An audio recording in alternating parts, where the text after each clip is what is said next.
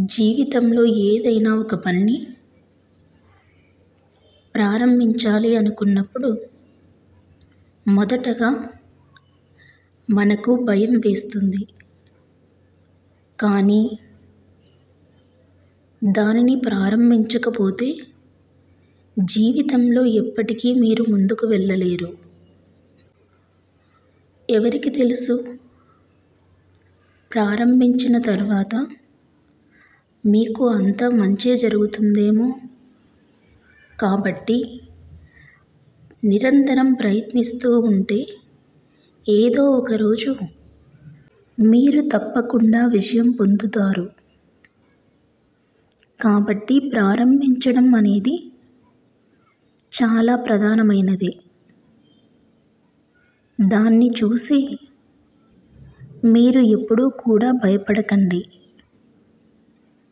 మనిషి జీవితం ఎప్పుడూ కూడా న్యాయం అన్యాయం చుట్టూ తిరుగుతూ ఉంటుంది.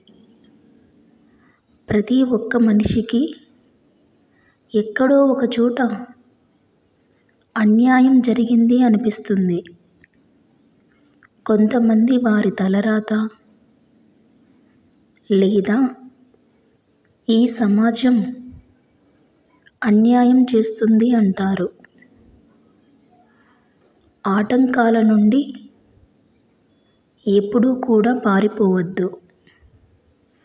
వాటిని ఎదుర్కోవాలి సాహసంతో లేదా మీ పూర్తి శక్తితో. అప్పుడే మనం ముందుకు వెళ్ళగలుగుతాం. దేనినైనా సాధించగలుగుతాం.